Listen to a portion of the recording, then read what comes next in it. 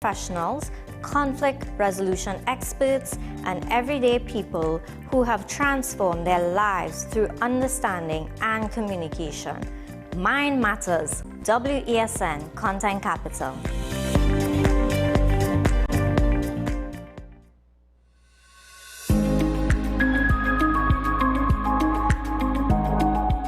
So once your sugar is not controlled, it causes changes in the blood vessels in the back of your eyes. It basically makes your blood vessels more leaky. And it happens on a stage process where the smaller molecules start to leak, then the intermediate, and then the larger ones. Larger means we have come to a bleed.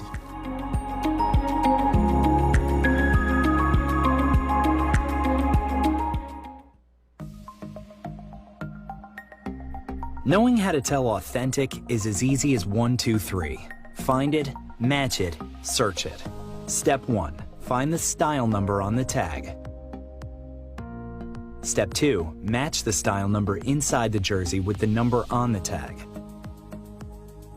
Step 3. Search it.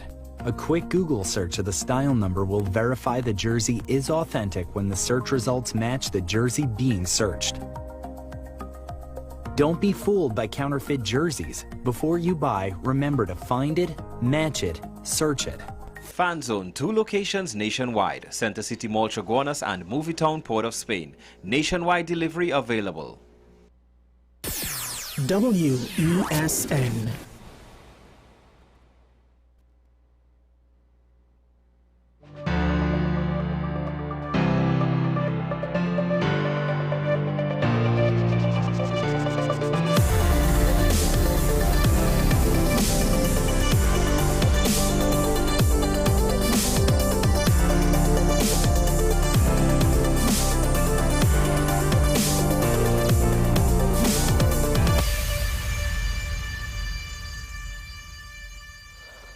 Once again, time moves on here in paradise. Although one could say certain things makes it seem as though time stands still, except in certain negative ways.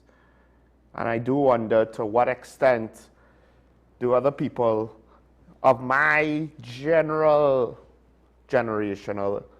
range look back with fondness of the past, which is interesting because I'm one of the people who would say, hey, the past seems to be sunny, but it's not really Philadelphia. It seems to be better, but we kind of take it for granted what human history really was like. And generally speaking, the last 100 years might be some of the best years to be alive, without needing to be some sort of monarch in order to live relatively comfortably. And even then, history is replete with the elites or the children of elites who died young, died from mysterious causes, died from random events. We live in a time where that still happens, just not as often. One of the reasons why is that advances in technology and society allowed for better standards of living. Unfortunately, it seems as though the systems of government were not, for those who are proponents of things like democracy and capitalism. And make no mistake, the practical evidence still essentially says communism and socialism are going to be worse given the centralization of power and the propensity of humans to be corrupt when they have too much power. In theory, democracy and capitalism spreads it out. The problem is when too much power is informally consolidated. Well, that's one of. But one of the other problems, I think, is perhaps post-World War II, we had a generation that went through things, that overcame obstacles, great hurdles. Again, I've mentioned it before. You had 2 world wars with a Great Depression sandwiched in between them. The people that came out of that generation, even if they were children, had life experience that many of us would not wish upon ourselves or others, and unfortunately, unknowingly perhaps take for granted. We take for granted not having to learn lessons the hard way. But think about it. At what point should a parent protect their child from making mistakes? And at what point are mistakes the best teacher? The key is not to let the mistakes cause irreparable harm. Dare I say now, the world has reached a point where too many world leaders were not alive to actually see those mistakes or those times of peril. And now we are destined to repeat it. We are destined to repeat mistakes that technically humanity has already made, and humanity has already had those lessons, but in living memory, it's not quite the same. And to what extent is that playing out here? In TNT, where instead of advancing, it seems like we're regressing. But I said all that I said just now to, in part, point out that it's not just us who is potentially regressing. It's much of the world. Now, is it because of post-COVID we can't seem to catch our breath? Or is it in part just because we're not quite as good as the generations before us? The leaders that set up the world that was in the 80s and 90s and 2000s, and maybe even the 70s and the 60s, the leaders that set up that 50 to 60 years of significant prosperity. And you could say it almost went all the way to 2019. But the politics of the world was starting to fray. And now you see here in Europe, in North America, elsewhere, Southeast Asian democracies, politics are ugly. Politics are all-out combat fights. And the political ideological war supersedes any sense of good governance or responsible policy making, long-term strategic thinking, critical solutions. All of that is thrown by the wayside if it's not ideologically in line with what we represent. And the last time we saw that to the extreme, it was mid to late 1930s in Germany. That's the extreme. After that, it was the communism fears and the hunt for communists with the McCarthy trials in the States.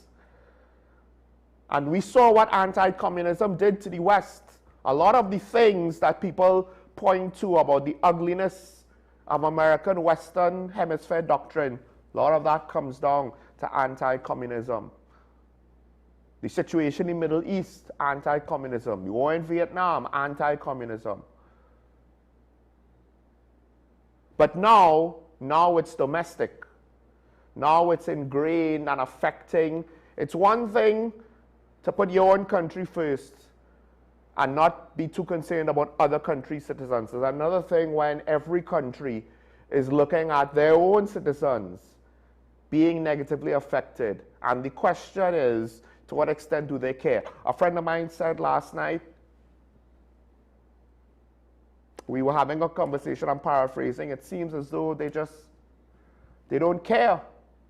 And agree with me when I said, well, it's more efficient to count the number of times you think they might care as opposed to the number of times that they're just using a cause to advance their public profile. Because that seems to be the case more often than not, given their lack of genuine attention and ability to explain or verbalize their motivations and personal investments in anything.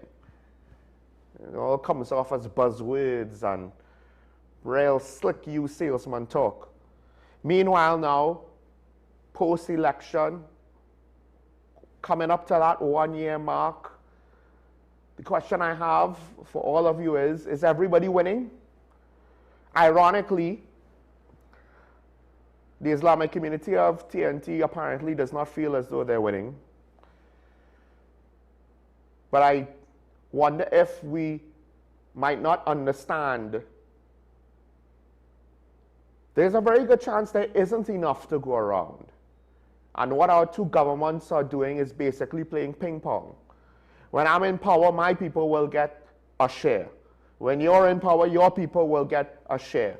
And that's what the fight is now. And if that's the case, to some extent, I think maybe some people might have realized that if that is true, others might not. But if that is the case, it might only serve, for as long as it is accurate, a further motivating factor to descend our politics down to the lowest common denominator. Because right now, looking at some of the stories with regards to any sort of indicators to the economy, it doesn't necessarily paint a good picture. Now, a lot of it is warning signs. The problem is, it's a lot of warning signs, right? If I'm on a ship and the ship has a lot of alarms going off for various safety sensors and checks, I can't assume that it's all malfunctioning alarm systems and that there isn't actually any issues there that are critical right now. It seems every now and then the CPO is basically in the papers having to say, well, you know, this is what's offered, not 10%, not even anything above 5%. I guess 5% is better than 4%. Now speaking to the San Fernando City Corporation workers, asking them for patience. There's a lot of people being asked for patience. The Minister of Finance is saying teachers' back pay won't be completed by month end. And I believe it might have been just last month we found out from the CPO that even the PSA back pay wasn't yet finalized or settled. It makes me wonder if perhaps the union leader, I believe it's Felicia Thomas, she might have gotten a private meeting with somebody higher than the CPO and maybe got a facts of life talk because she didn't want to hear it from the CPO. Because at the end of the day, can everybody win based on how we're managing the economy?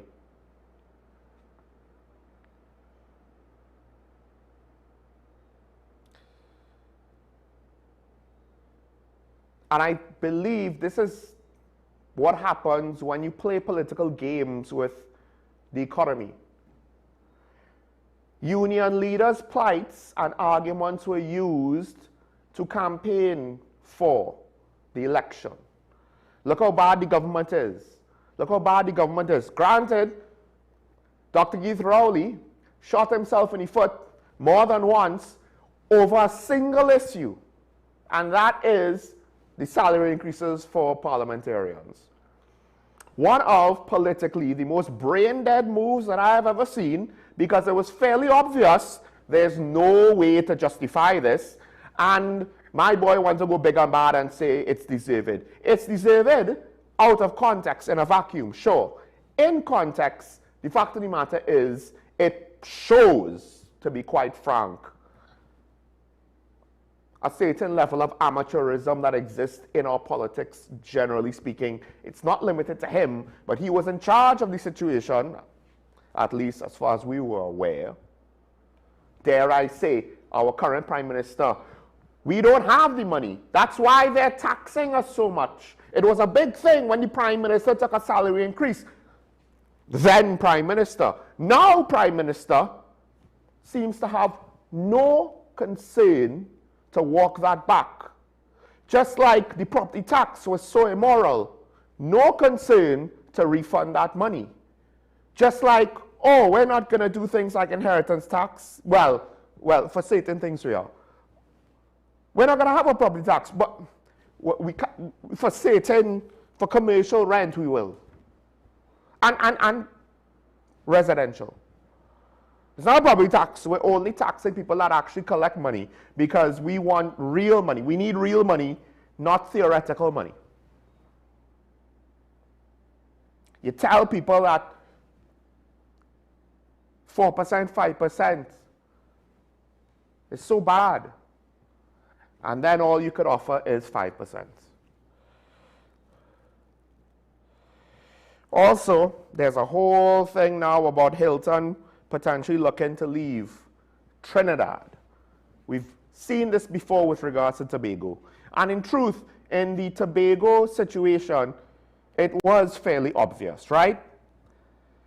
The entire plantations project to me was not well thought out. You build a thing without any sort of plan as to how it's going to achieve revenue, market share, get customers, put butts in seats. And then you double down on the mistake when Hilton pulls out by renovating it and then renaming it, rebranding it, and continuing to try to operate it after paying significant money to renovate a property on the east coast of Tobago that gets hit with some of the heaviest sea blasts consistently that I've ever seen, and yet you still have no plan to get any sort of market share for that property, outside of fighting with the other Tobago hotels for the local domestic tourism market, which arguably Tobago Hilton was not. If you were building that for Trinidadian tourists, you're wasting your time. It's too big. It's just too big at too high of a price point. And now perhaps Trinidad Hilton is going the same way. Now, the properties in and of themselves are not necessarily bad. But again, what is the plan to fill them? The difference is the Trinidad Hilton was a property that at this point was a legacy property. One would think that it was doing well enough. But one of the issues was every now and then you'd hear government having to pump money into Hilton. But that's not right. It's not an NGO, it's not a non-profit. It's not a social program provider. It's a business. Why does the government have to then pump state funds to do renovations? And to be honest, a lot of the commentary to justify these things were rather simple-minded, surface level. I can't remember who he is. I guess it's easy to say he's inconsequential. I believe it could have been a business paper writer who gave his opinion, people complaining about the however millions of dollars needed just to renovate the pool area of the Hilton, don't understand marketing and business and blah, blah, blah, blah, blah. And in my mind, it was actually the writer who didn't understand what it meant. Because it was another example of you renovate a thing and you just expect, it's new, customers will come. Yes, to some extent, the local customers might come to see the new thing. Is that going to sustain a hotel the size of Hilton? Domestic tourism was not the end goal for a hotel like that.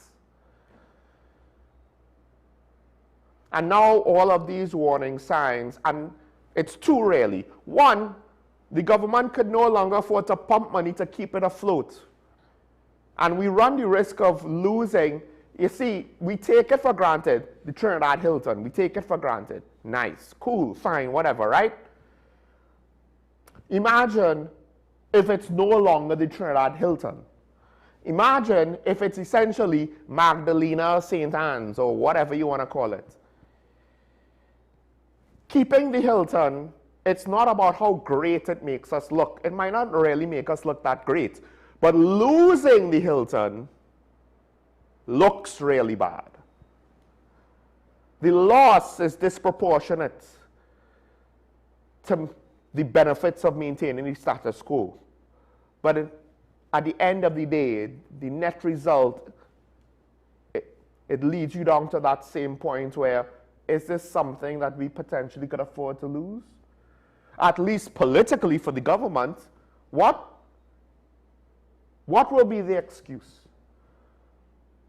Because it's twofold. One aspect of the problem is inherited. to some extent at least. Can't necessarily say tourism flourished under the partnership, but tourism is a long-term problem. And the last 10 years before the election did not do tourism any favors. Now, yes, there was COVID, but even with regards to how COVID was handled, tourism wasn't even a second-class citizen.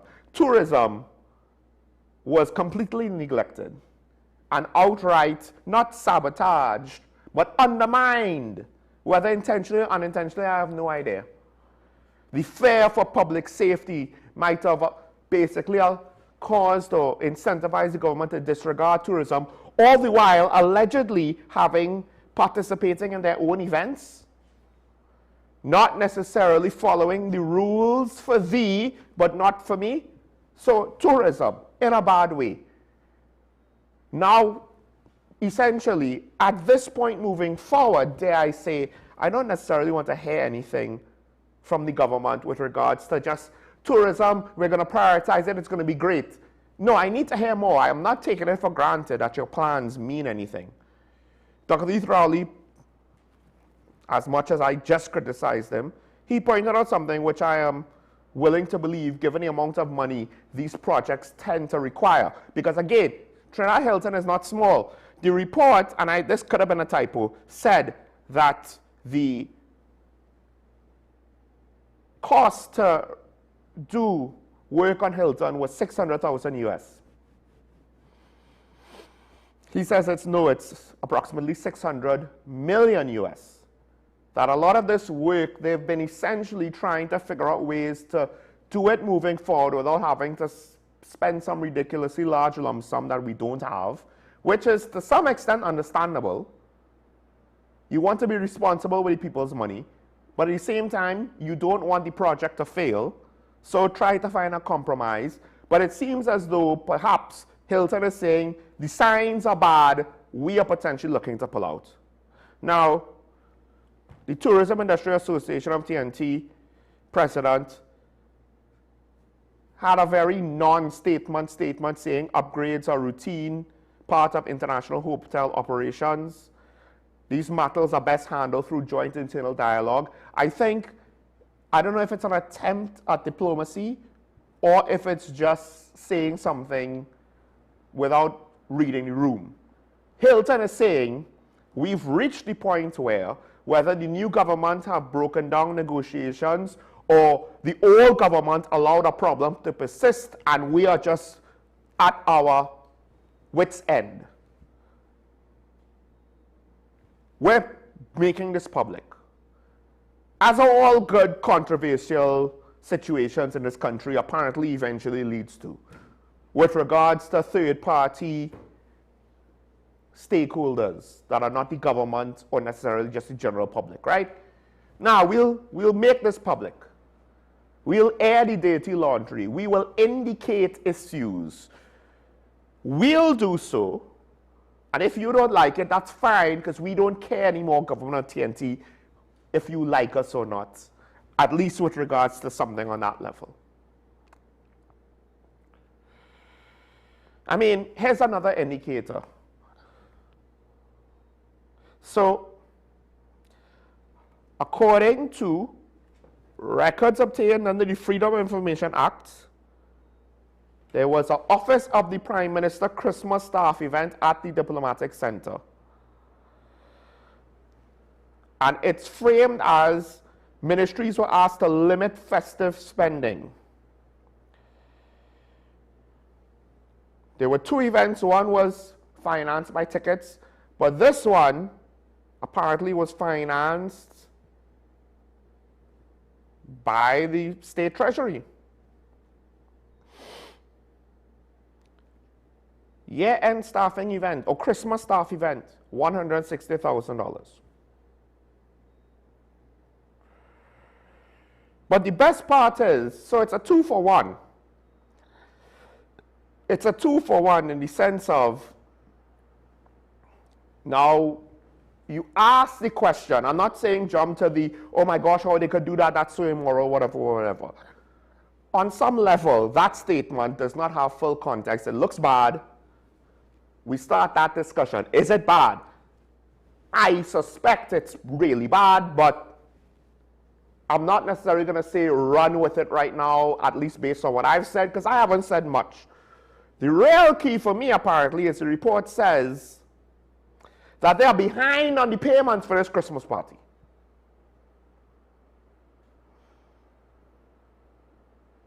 Now, I'm going to oversimplify and do a little bit of sarcasm here, but essentially, this report implies that the government can't even afford its own Christmas party. Granted, $160,000, $90,000 for buffet-style catering and food services.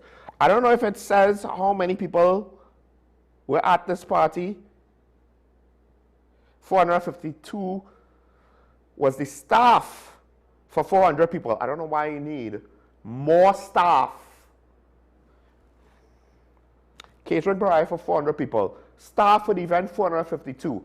Unless it's a lot of security and it's just the diplomatic center staff that didn't necessarily have anything to do with the event. I don't understand why you need more staff than guests. You don't need a waiter per person. How many cooks are there and bartenders? And this is buffet style, by the way. $90,000 apparently for a buffet style catering and food services for 400 people. It includes probably alcohol, beverages, and drinks and soft drinks and the like. I guess the price of alcohol really is that high, yeah? You can read the report yourself, but I just found it very interesting that once again, the government is behind on payments. And if you've ever either worked for the government directly or in my case indirectly, or you have provided services to the government, which on a small level, my family has, no big contracts, by the way. I'm talking just here and there some vouchers from state entities. I can't speak to big companies and big contracts and the like, but you could look at situations in public record like AFCL and the like to see where things like this happen, where the government seemingly loves to be behind on payments. And on some level, the smaller the contractor, service provider, business is, potentially the easier it is at times to be neglectful. Or maybe it's more like a middle room, because if it's just small money, like a single voucher, you'll get it eventually, and it won't take too long. But I guess $160,000 is too much.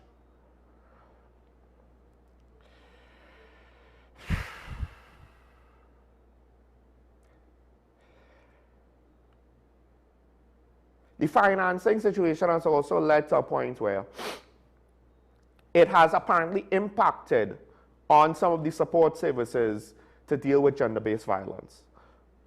So now, I guess, as I asked with regards to the lack of body cameras, is dealing with crime a priority? And if our social support services, not just in schools, but to also deal with seemingly they're reducing the budget, they're cutting the expenditure on projects like that. Is gender-based violence a priority for the government?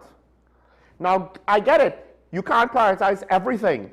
The problem is, it seems as though they are prioritizing mostly nothing. It's easy to criticize them and say, well, they're prioritizing themselves, but they're not even necessarily prioritizing themselves, to be fair. But I guess you could say they are, in the sense of they sign off on the bills and the expenditure. They haven't necessarily paid it yet. Whereas with regards to body cameras, student support services, social programs for victims of gender-based violence, they're not even having the people on payroll and just being hesitant or late to pay them. So, what's the priority? Remember, the teachers also, their back pay, that's not a priority either. Everybody wins, right? That was the implication when they promised the PSA 10%. When Felicia Thomas went on the stage and say, everybody wins. They didn't clarify to us that only some will win, some will get, and some will not. Now, I don't know how fair the allocation is, the programs provided for the Muslim community in TNT. But when a local imam basically calls that out alongside in the public discourse, the Prime Minister saying, you know, having a message of religious tolerance and the like, whatever sentiments that politicians express start to ring hollow to me, because as I've pointed out, religious holidays long before, these are just the things they say to tick the box. Oh, look at that, I'm caring. Tick. Whether it's a business, whether it's the past government, whether it's this government.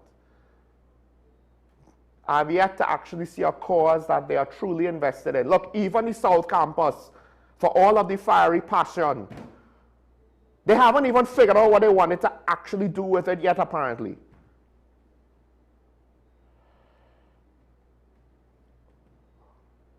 I'll close with this. There was, I'll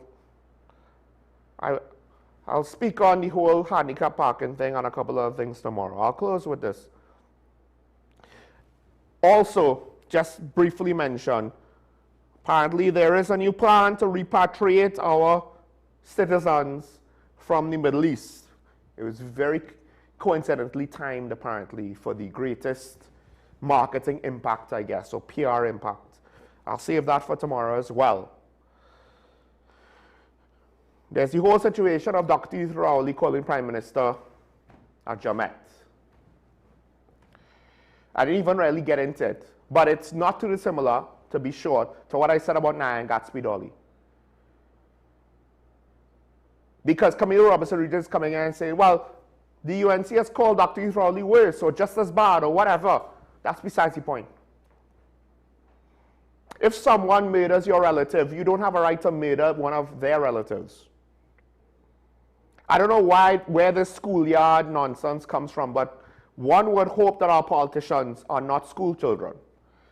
And make no mistake, the UNC basically used the same justification. The other side did X, so we could do X too. Why? That only proves that you're just as unethical and immoral as the other side. Camille Robinson Regis is trying to defend Dr. Keith Rowley. What she doesn't realize is she's making a case that Dr. Keith Rowley is just as bad as the UNC. And when Barry Parath does the same, he's basically saying the PNM is no better than us, but we are no better than them either. So why is it that we can't find some politicians who actually try, you know, what if I'm just good and they'll look bad just standing next to me? Maybe in the long run I could get more votes that way. As opposed to, and here's the dumb thing, because the third parties also get suckered into this. And dare I ask, how are you supposed to compete against these more established parties that are bigger than you, better financed than you, doing the exact same nonsense they do? Who's going to stand up and actually be the cream that rises to the top? Whether it's from the PNM, from the UNC, or from a third party, I don't care. But I just spent over half an hour pointing to what I think are warning signs of a bleak economic picture. Somehow, they raise the price of gas and alcohol, and we ain't riot yet. Maybe we're allowing politicians to take us for granted just a little bit. I'm not saying we should riot, but maybe we should do more than just tolerate it and complain in a blowhard fashion. Because at this point, I think too many politicians kind of missed the boat, jumped the shark, can't see the forest from the trees, and don't really have genuine consideration to what it is they're supposed to be doing. They only have consideration to their ambitions and their personal agendas. That's why even their parties at times are a complete mess. But you know what? If I'm wrong, call in later, tell me I'm wrong. Let's take a break. When we come back, we'll see if the media ambassador is here today. He should be here. We welcome him if he is, because a lot is still going on the ground level with regards to crime fighting in this country. Taking a break from the high-level politics when we return after this.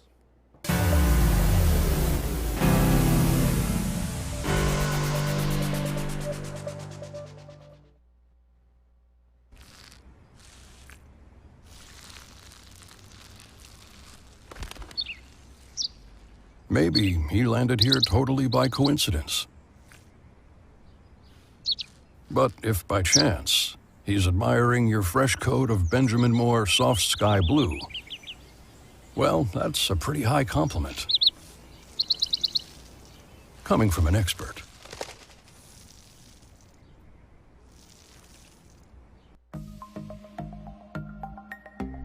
Knowing how to tell authentic is as easy as 1, 2, 3. Find it, match it, search it. Step 1. Find the style number on the tag. Step 2. Match the style number inside the jersey with the number on the tag. Step 3. Search it. A quick Google search of the style number will verify the jersey is authentic when the search results match the jersey being searched. Don't be fooled by counterfeit jerseys. Before you buy, remember to find it, match it, search it. Fan Zone, 2 locations nationwide. Center City Mall, Chaguanas and Movietown, Port of Spain. Nationwide delivery available.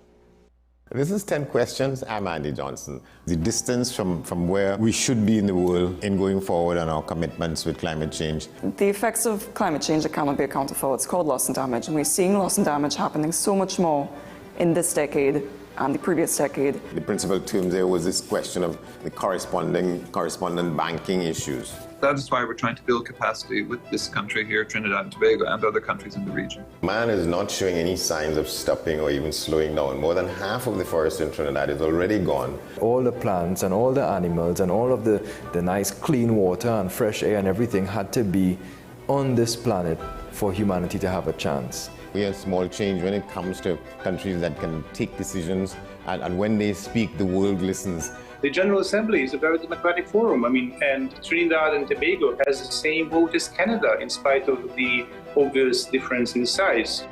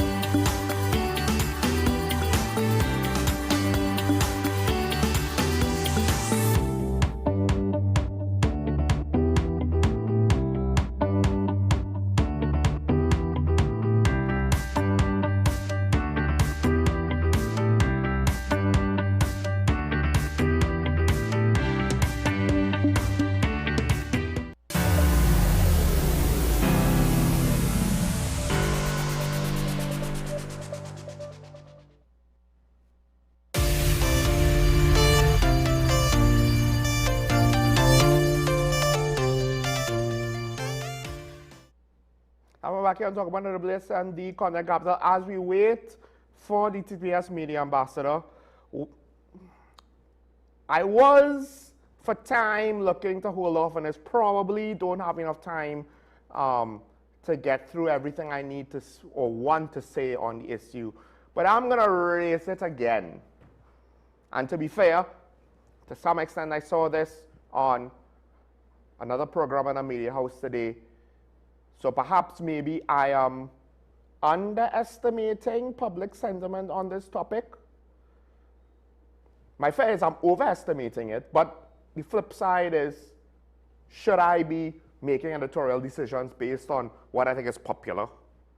Am I just here for the ratings? Am I a ratings monkey? Or should I be having conversations that I think are important?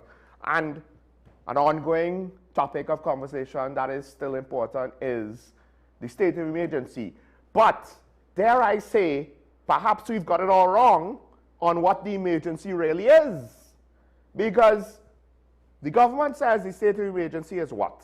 The state of emergency is because of the high murder rate, or because there's a threat to the government, or because there's high murder rate and there's a threat to the government. I'm not entirely sure if those two things are connected. What I do find weird is that after all of these states of emergencies, we have made no actual headway into bringing about a long-term solution to reduce the threat to the government. And the longer this goes on, dare I say, the more I have to question, well, if someone is threatening you and you seemingly aren't doing anything about the threats against you, beyond just basically having extra security,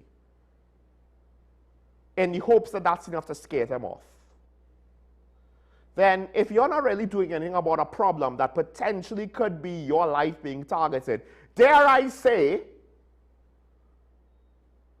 the threat as you're trying to sell us is overblown. That's how it's going to look the longer this goes on, without corresponding measures being put in place to try to actually solve the problem. A state of emergency doesn't solve anything, right? When you have hurricane devastation, a state of emergency doesn't solve anything. A state of emergency sets you up to then solve things, like with Katrina. New Orleans got blasted. You have basically a state of emergency, or their version of a state of emergency.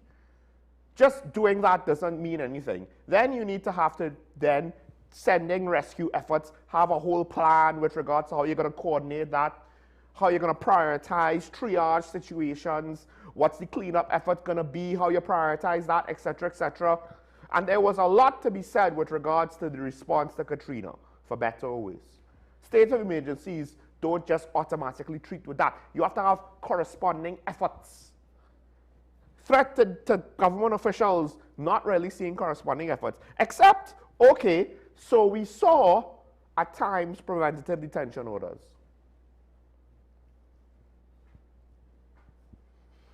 And one would hope the preventative detention orders are either people who are in charge, calling the shots, making decisions. Right, you want to remove them from that capacity, get into the communication cycle of the gangs, the decision-making cycle, remove the leader, and all of a sudden, decisions can't be made, at least in the short run. In the long run, we know that ain't going to stop them. Somebody else will fill the power vacuum, and they'll continue doing whatever it is they want to be doing. But in short run, during a state of emergency, you could see that it makes sense for the short run. So we do that. And then you would think, oh, maybe there's some, gang heavyweight major player, lock him up, right? The threat that he represents is too great. All right, cool. Granted, we have never proven these things, which is why lawsuits are expected to be coming down the pipe. It'll just take anywhere from 5 to 10 years to sort it all out. That's what happened the last time we had a state of emergency where there were threats against the state. Unless, of course, you want to tell me criminals are a threat against the state generically, because the whole issue about a minor now being detained under PDO, my issue with that is the justification to me seems a little too thin.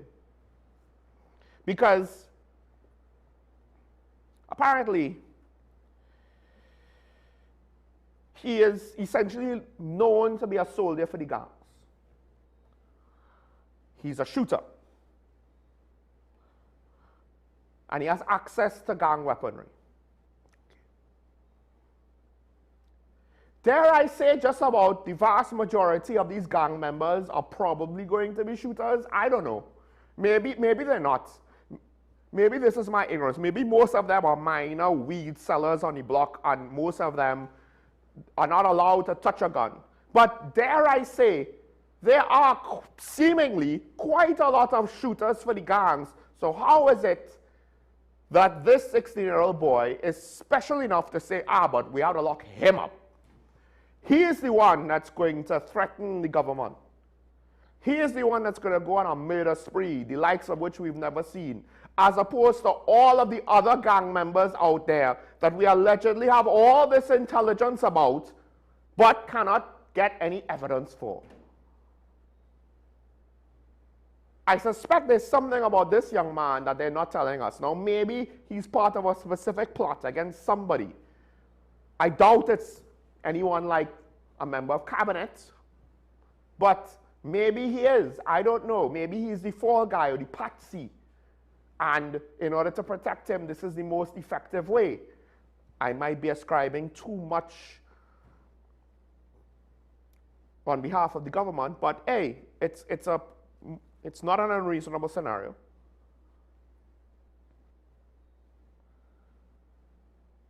But they're not telling us anything. Maybe there's something unethical about his detention, and that's why they're giving us these generic reasons. I don't know. I do know that what they're telling us doesn't really make me feel good about the situation, because at this point, given the fact that I don't know if he's been charged, he's known to be a member of a gang. That's nice. Has he been charged with anything? Has he done any crime? He's being held not in the barracks or in the maximum security prison. He's being held at a facility. The Children's Authority is happy with the arrangements, apparently. But dare I say, if now we're basically, if the burden of proof is, well, we know you in a gang and we know you have access to weapons, we're going to PDO you. On one hand, how long is it going to be before somebody gets some BS justification with a PDO that will seem a bit more obvious to the public? And on the other hand, why just him? Why just him? If it's so easy, we can lock up gang members under state emergency this easily, why just him? One would think that older, more experienced, more hardened criminals would be greater threats than a 16-year-old. Or is it an admission that our developmental systems are that lacking? Because now the conversations I have are not fears that we may have lost a generation. It's that we probably have, or we definitely have lost significant portions of generations of our young people. The best we could hope for in some of these cases is that they just become idle young people as opposed to violent criminals. That's seemingly what we're setting up younger generations to do. We're in a state of emergency. Our young people, potentially, there's an emergency there. But there was also the son of the murdered businessman, Guerra. I may be mispronouncing that, I apologize. His house was apparently shot up. And what makes it a little bit worse is the fact that his house was in a gated community. And now there's a whole thing, I believe last week or the week before, there was a whole situation where there was a home invasion, or maybe it was longer than that. And the police were attempting to respond to it, and security for the gated community didn't want to let the police in, which is just, I don't know to what extent we should be blaming the security. The whole criminal justice system is upside down, it seems. We have defense force bullets being used in violent attacks. The trust and confidence in the police just not there at times, and the political oversight seemingly is non-existent. Now the Minister of Local Government, Khadija, she is pointing to a local government policy with regards to, I guess it speaks to things like laws and who will be excluded and what areas will be restricted, and the whole gated community thing might not actually be formalized in law, which is an aspect of our laws probably needs updating. Now, the PNM has said it's a political gimmick. Maybe it is, maybe it isn't. But if there's gaps, we should be filling these legal gaps, in part to ensure there's proper legal framework to say what gated communities and their security can or cannot do in certain criminal activity situations and police responses. What are their rights? What are the rights of private citizens? Because the question in the most recent case is, how did the shooters get into this gated community in the first place?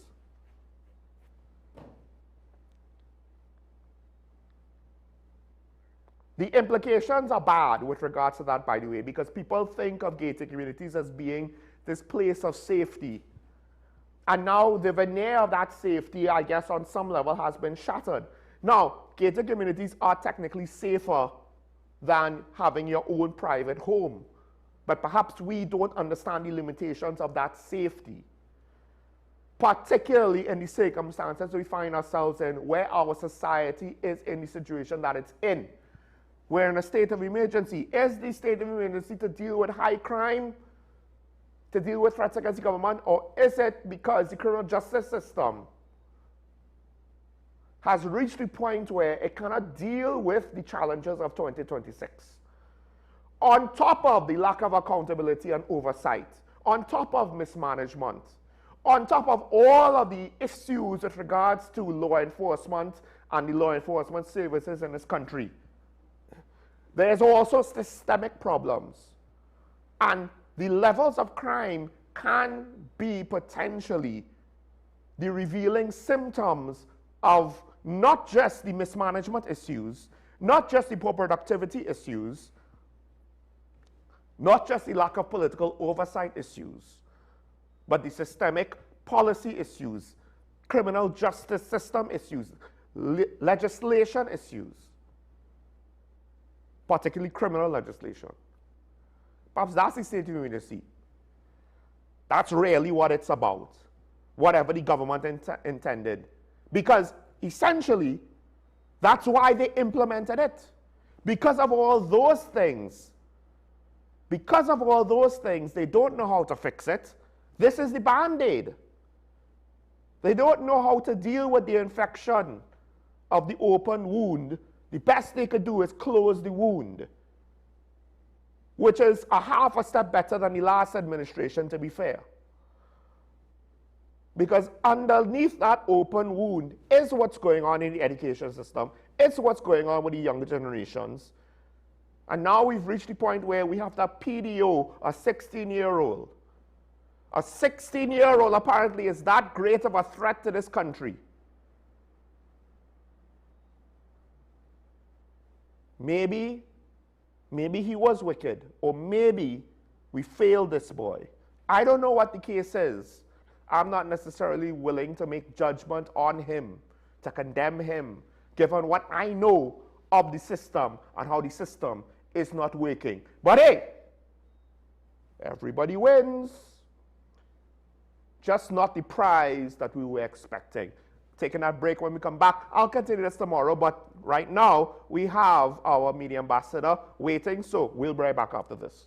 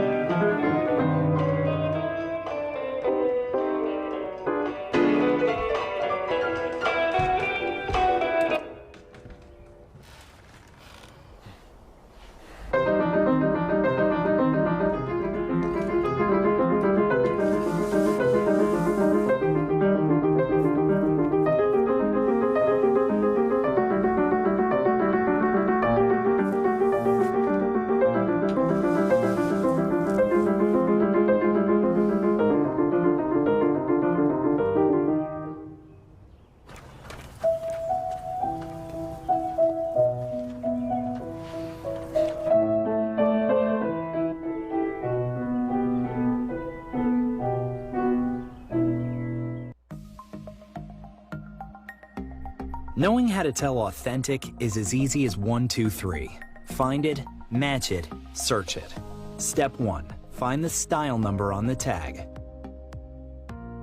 Step 2. Match the style number inside the jersey with the number on the tag. Step 3. Search it.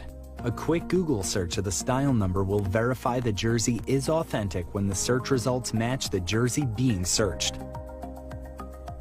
Don't be fooled by counterfeit jerseys. Before you buy, remember to find it, match it, search it.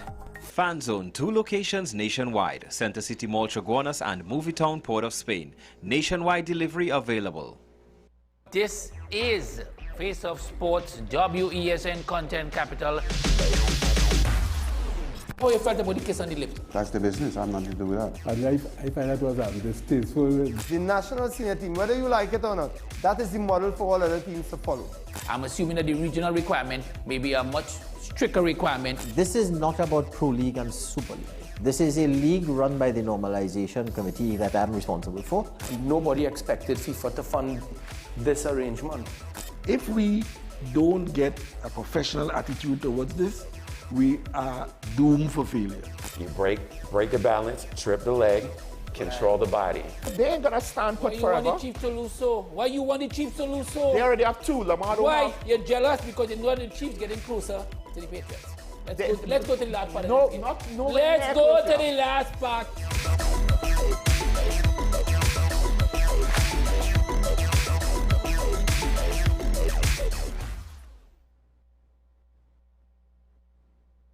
Pastor J, I want to get a tattoo. You really want to me. Respond to me how you would respond to me. The first question I'll ask is why? Controversial taboo topics. We get so consumed by church, we forget that we have to live the life of being a Christian outside of the Sunday. Like you say, services. we think going to a service makes us a Christian. Exactly. Yeah. Right. So here we are about to hear the second time Pastor J wanted to take a tattoo. Would have been late last year and early this year. Oh gosh. Hope Unfiltered podcast with Pastor J and Ren. SM Group International Limited, your solutions partner for the latest innovations, brands, and competent staff to meet your needs. We provide products and services in the following divisions: executive services, event rental and services, power and heavy equipment, construction and property management, food and beverage, aggregate and sales and distribution. Check out more on our products and services at www.smgrouptt.com. Contact us at 221-7445 or email at info@smgrouptt.com. We are SM Group International, your solutions partner.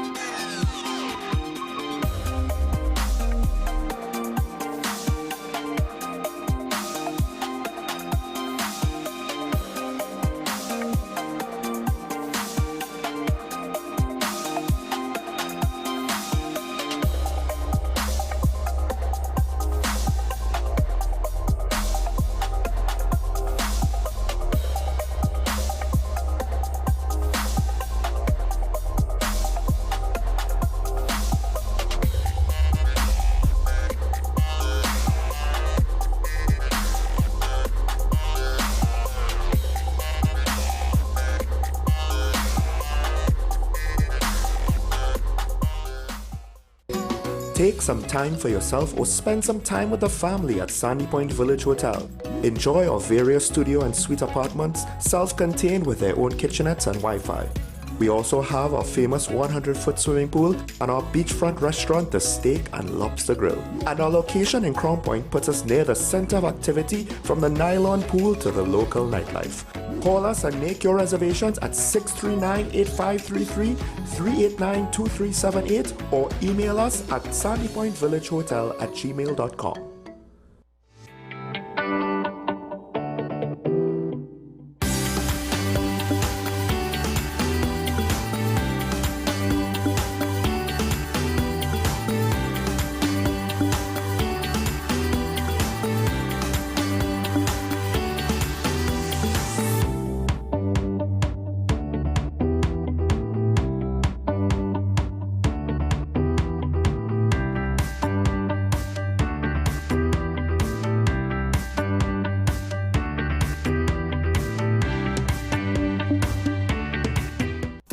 Our award-winning show is back, and this season promises to be even more exciting than before. What's Up, Doc isn't just a title, It's a call to action for anyone who wants to improve their health and well-being. Join us on this thrilling ride towards better health on WESN Content Capital.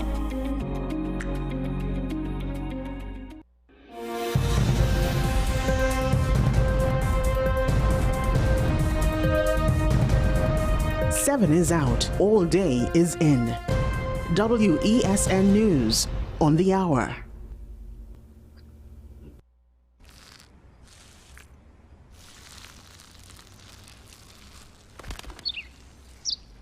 Maybe he landed here totally by coincidence. But if by chance he's admiring your fresh coat of Benjamin Moore soft sky blue, well, that's a pretty high compliment.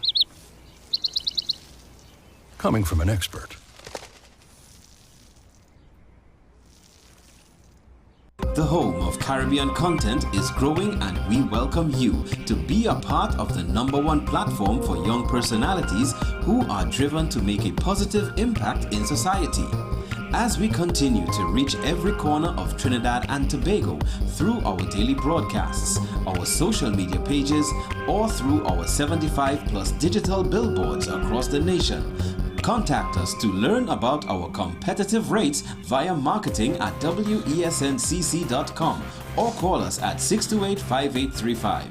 WESN Content Capital, television with a difference.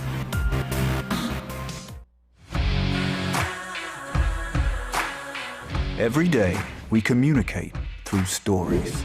Stories of ourselves, our challenges, our goals, our experiences, and our aspirations.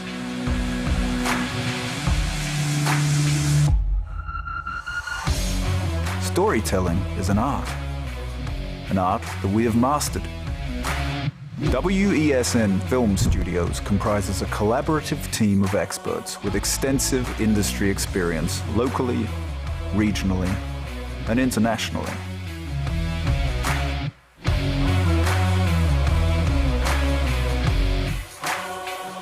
The ability of your business to successfully communicate with your preferred audience depends on the strength of the stories you tell. Your vision should be communicated in a high-quality, professional, and creative way.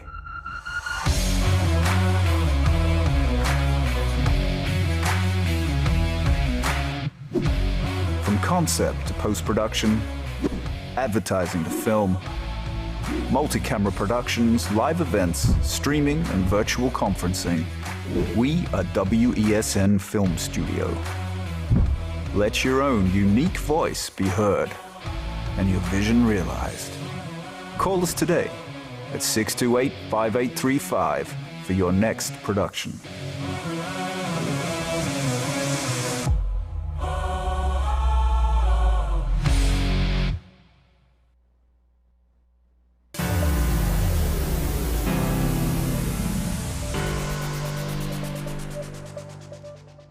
I'm back here talking about the WESN Content Capital. Sorry, it took a little bit, but we do have him. I am speaking, of course, of Acting SP Christopher Roon, TTPS Media Ambassador. Good morning. It's been a while. Well, these are your viewers. Yeah, thank you for having me back. High Court. I had High Court for 2 weeks, and fortunately, it didn't take longer because both defendants pleaded guilty. Okay. The plea bargaining worked. So. All right. So they both pled guilty to the plea bargaining deal, and the matters were completed. I mean, we can't complain. We can't talk about how police not showing up to court and then say, why are you going to court? You're supposed to be on TV. It'll be quite hypocritical if I was to say something like that. But this morning, it's somewhat interesting that you've brought a topic that I think is timely in a way, right? Because it's something I've been speaking more and more about, and I don't necessarily have like one big smoking gun incident, but it's more like observations over time and a lot of questions with how things are going. So now you're here to talk about counseling and intervention for young people and for families, I guess, with regards to certain negative situations they might find themselves in. Of course, So, yeah, what we noticed, there's been a lot of incidents in schools, a lot of conflict between students and the police officers at the schools when the police officers try to use their authority to conduct their duties.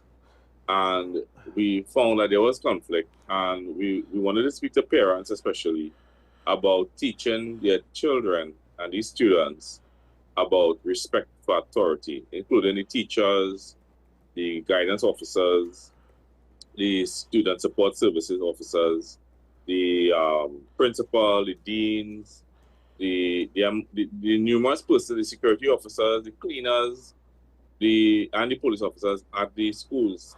And because you don't have police officers in every school, but we have a lot of police officers in schools, and we wanted to speak to the parents about how they teach their children about respecting authority.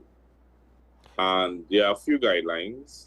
One would be being a role model for your child and setting the example of how you, as a parent, speak to authority. So children learn from their parents, they learn from the environment, they learn from the school, they learn from the churches, the temple, the mosque, they learn from the streets. And you, as a parent, are the supervisor, you are the one that they should emulate and learn from. I've actually seen a number of students, when you compare them to their parents, emulate that specific trait of respect from their parents. And we see that very often. So the issue is not a wide-ranging issue. It's not numerous students in the school. It's basically a handful. And that is one of the guidelines that you can utilize as a parent to teach. The other guideline might be to actually teach them the accepted standards of communication and how they speak to other persons in authority at the contract level, the social contract level, in the sense that it's acceptable to do this, it's acceptable to speak like that, when it is that they are they are speaking or mixing and mingling with other persons in authority or in the public domain. So there are a few guidelines you can look at. Sean, I provided you with some contact numbers. Yes. One of the positive features the TTPS has implemented since 2021 was the community conflict resolution centers around the country, and we've seen some success with that. We were able, as the TTPS, to counsel and train 30,000 students throughout Trinidad and Tobago on how to resolve conflict, how to de-escalate conflict, and how to communicate with other persons to resolve issues. And we've seen some positive aspects coming out of those schools that we've implemented those programs in. Especially, I think it's the St. Joseph Police Youth Club. They were, I think, the initial part of that project, and we saw a lot of positive feedback and issues coming out of that program.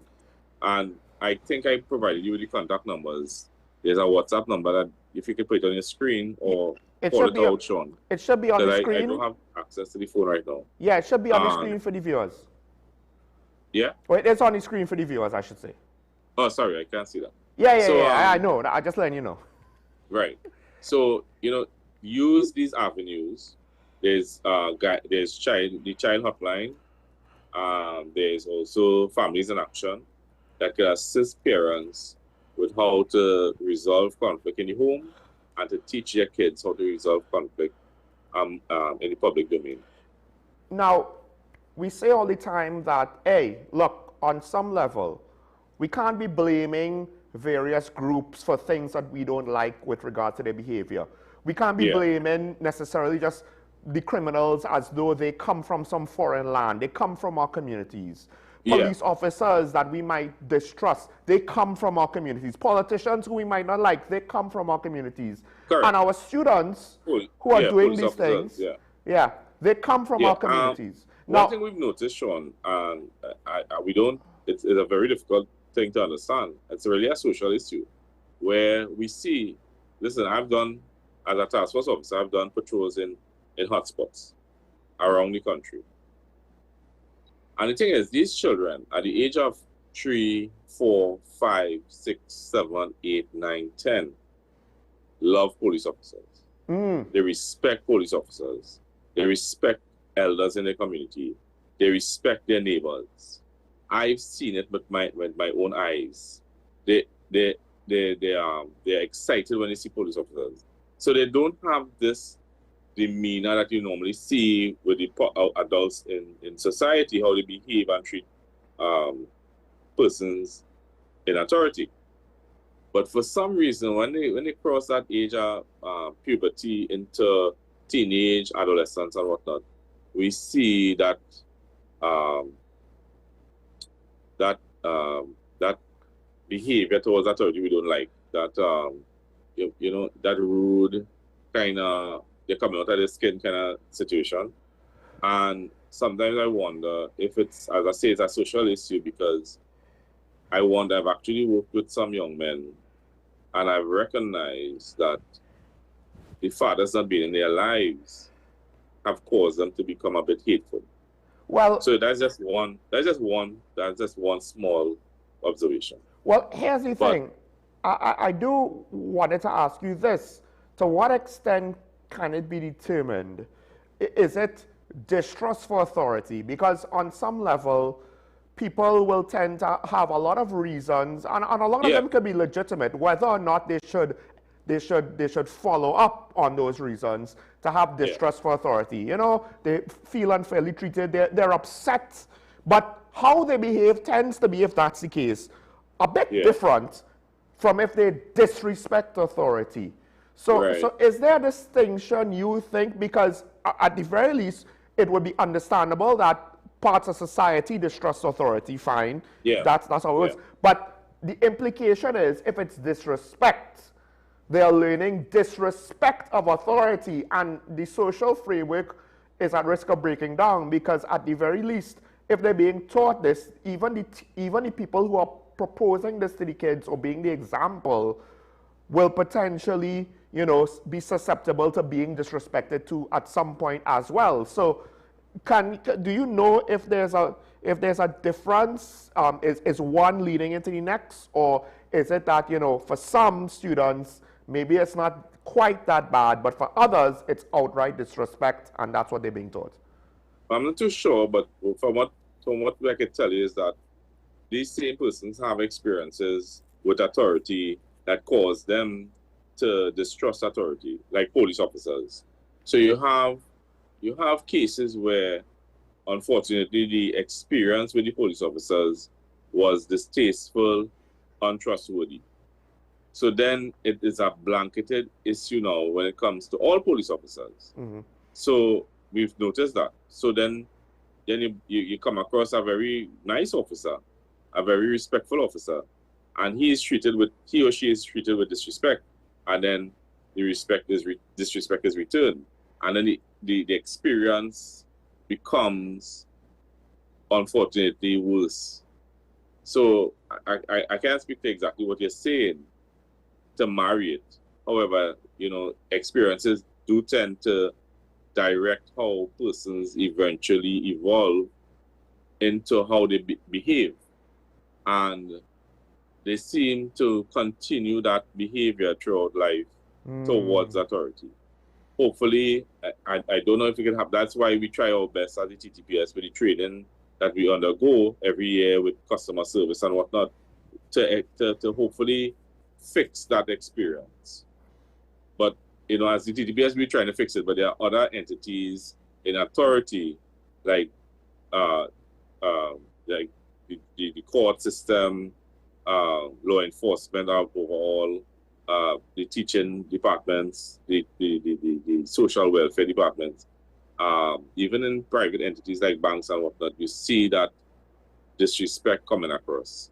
But I honestly believe it starts with the experiences persons have, and then you have the behavior of their parents and adults in their environment that they learn from.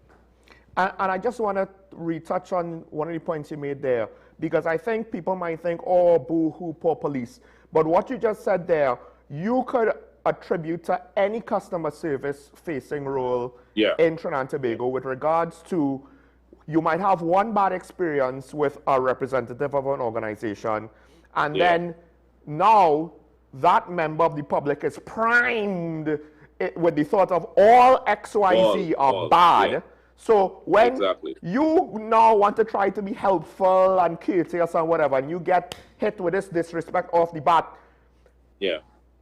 it's difficult for people in TNT to be able to function, even if they don't want to answer back. You're just, that level of negativity now, how, to move forward, and it just adds to the problem. Like, I think people might not be willing to give that as much credence as possibly it should. I don't know if you could speak more to that. Yeah, definitely. You see it in any service sector in society, whether it be private or public.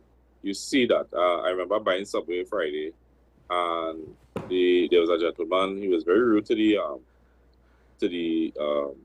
the workers in there, and I was just about to say something, but he ended up pulling down, and it ended up working out. And you see that disrespect across the board. So you see it in the service sector, KFC, Subway, workers, whoever. On the man on the street, with the CPAP workers, with the cleaners, you see it across the board. You see persons taking a very disrespectful stance in trying to get proper service. And then on the other hand, you see the service providers, like police officers, like law enforcement, and like any other entity, disrespectfully putting across how they operate with citizens in Trinidad and Tobago. So you see that on both sides, Sean. You don't see it on one side. Yeah. It's on both sides. And I think that as a society, we need to either mature out of this, because you see it reaching to a gang behavior, a mentality of gang-related behavior, where, and I want to use the word gangster in the term of how you behave. Right. So you are outright gangstering the person you're trying to deal with, and vice versa. And it seems to be the norm. So you get in an accident, and sometimes you have to calm down the situation because one driver believes if he doesn't behave a particular way, he will not get through with the accident. I don't know if that is the reason. But you see that gangster behavior on the open streets of Trinidad and Tobago, and that has to stop. We as a society need to be more polite and respectful to each other, including law enforcement. And that's the thing, it goes back to where I started, because you could say that in both sides of the equation. We always tell the public, look, comply. If the police do anything wrong, report it after the fact. Don't try and fight it any moment. Yeah, you don't have the authority to do that. Of course. But also, as you rightfully pointed out, and I started to think, as someone that has done customer service for a short time, it's like you have to try to tolerate it and still be courteous and still be calm respectful, and be respectful no matter what the member of the public no does. matter what. And you could see that both sides of the equation. The fact that we kind of, could point that out that, hey, we know that it's not necessarily always easy, and we as a society need to do it better on both sides of the equation. To me, it just highlights the fact that it comes back down to we are all from the same society. We all have the same perceptions and faults and failings and make similar mistakes culturally. That's just how we were raised. And I guess now programs like this, the free counsel and intervention, we always say there's no manual on how to be a parent. Is it that perhaps some parents they'll say that, but then if you kind of try to say, hey, look, we noticed something objectively, here's some help, and are they resistant to the help? Yeah, there are a few people that take that accept the help, and one of the things we try to minimize and get rid of is the aggressive behavior of parents towards how they discipline children, because we understand and recognize that aggravation breeds aggravation. So aggravated person, so you take out a belt to beat a child on their hand, and one person might simply hit the child to correct them, and another person might aggressively do it. And we recognize that that aggressive behavior in even how you discipline in children, not just teaching them, not just counseling them, but in how you bring across your point.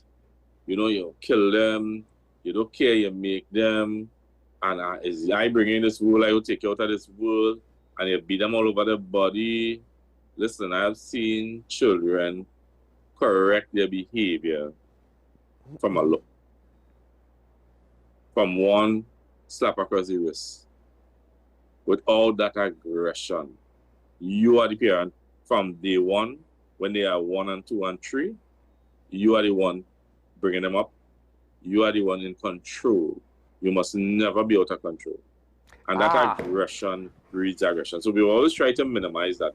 That's our aim and objective in how we resolve conflict, by addressing the aggression first, and teaching you how to bring across your point and hopefully maintain your point. We understand that in all cases, some children are very hard and short, to be honest. Yes. But nonetheless, we understand, we try to get that point across in a positive way, and that's the aim and objective of the conflict resolution services we provide from the police youth groups perspective. I think part of it is you can't use the exceptions. There will be some children who are very hard. Yeah, they're going to be. There will also be, listen, with our population of 8 billion, I'm not going to say that every human being is intrinsically going to be peaceful and good. Some might be intrinsically evil, right? There are some bad seeds that seem to come in bad. Right, but we can't use the exceptions to dictate how we educate and develop the masses. The masses need a different approach to the exceptions. And I like what you said there. Never be out of control, because I think it's not even necessarily about the level of violence. It's the fact that you're using violence in an aggressive, out of control manner. Definitely. And then now what happens, I find, is far too often we have a lot of people in positions of authority in the country, private, public sector. How do they display the displeasure and try to correct what they see as mistakes with out of control aggression? And it doesn't really work. When people use that in social relationships, it doesn't work. Even when teachers and to some extent police officers, for whatever reason, use it, we only see negative outcomes more often than not. If the child was on a good path anyway, they potentially will, withstand it. But if it's a child on a negative path, it's just reinforcing that situation. And if all sides, they're getting hit from authority with this uncontrolled aggression, it's because it doesn't take much. The point is that you never lose control of the situation. It's not too dissimilar from leadership courses. And I guess now this topic has come up quite a bit, where there's concerns now that we're potentially losing a generation or 2 or 3. And perhaps the problem is so big now, it's hard to say the police are going to solve it, because it's the scope of it. First of all, it's not necessarily your responsibility directly, the TTPS. But then the scope is so large that you can't use police measures to try to band-aid solutions and somehow solve it in the course of a couple of months and then we move on, right? Yeah, the idea behind the policing strategy in terms of this issue is really to incorporate all stakeholders. So the police is just there to provide that sense of security, that sense of bringing the point across to ensure that all parties abide by whatever agreements we make. So in there's one of the community policing perspective strategies is mediation. So as police officers, we mediate. Hopefully, so that doesn't reach the court system where it takes a lot longer, or it's a little more intricate. But we try to avoid children going into that system. So we provide that mediation through the community policing system strategies, so that we can minimize anybody getting involved unnecessarily, and hopefully, police the parties that have to that are involved in the issue. So You might have parents with issues with children. You might have children with issues with children, children with issues with parents, children with issues with authority. And we have to find a way to mediate these issues, and bring them and resolve the conflict that might arise from time to time. And children seem to take a lot of heed in how we mediate. And again, that's the intention of policing in the community policing perspective in terms of the TTPS strategies to bring across the points that need to be brought across and to get the resolution that we need. So therefore, the police are there to assist all the parties, the schools, the social workers, the student support services, the teachers, the parents. If there's an issue with gangs in a neighborhood, we have remedies that are available to us to assist in all those issues. Now, a lot of modern parents feel overwhelmed with all of the challenges. Economics, need to work, they might have more than one child. But I guess not necessarily trying to go into all of the reasons why it's hard, because we're talking about kids. We're talking about kids growing up, and it's like, yes, we understand it's hard. It might be too hard, but the fact of the matter is, this is a situation where we can't afford to fail, right? No, we definitely can't afford to fail, Sean. Yeah, because what we need to do is invest a lot more in the youth programs, into our children, because we want the society we want tomorrow. We must, and I wouldn't even say today, we must get involved as soon as yesterday. We must get them. We have a lot of programs coming up, community policing, having a lot of programs, kite flying competitions, sports days, a lot of number programs, especially for the holidays coming up. So for Eid, you had it, and again, Eid Mubarak to the Eid community. I just celebrated Eid, I think Saturday and Friday, and you have Shout Out Baptist coming up next week Monday. So they have programs. Happy Shout Out Baptist, the Shout Out Baptist community, the Baptist community.